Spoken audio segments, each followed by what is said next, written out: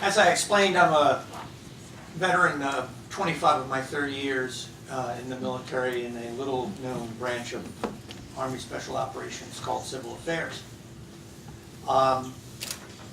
It is the one very small part of the less than 1% of the United States military that is not about fighting wars, but ending or even preventing them.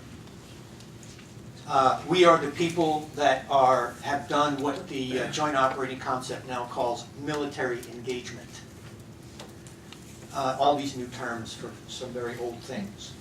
I'm very interested that the term engaging narrative is used here, because you get narrative through engagement and you get engagement through narrative. And those two together give you identity. You can't, as I like to tell the kids at my National Service Ride presentations, you cannot find out who you are and what you're about through this.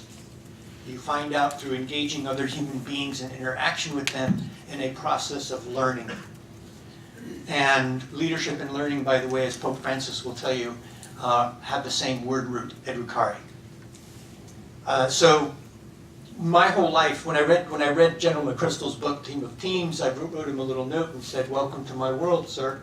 Glad you finally just, picked up and discovered this idea that wars are fundamentally people-centric and psychological, as well as political.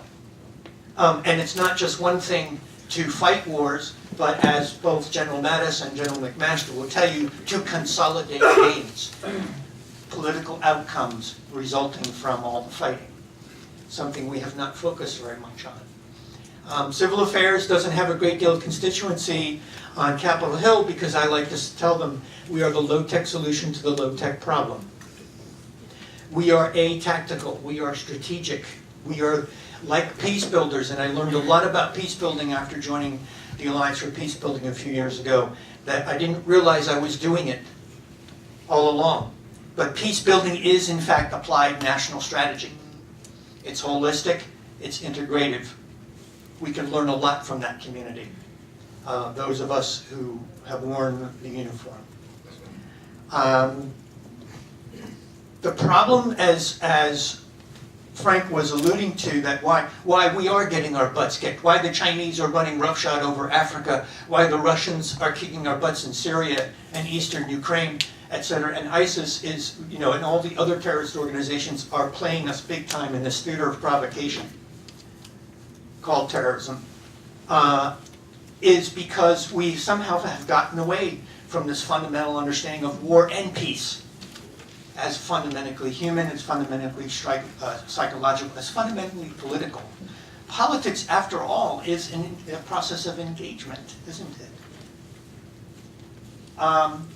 And we have this very 20th century view of the world.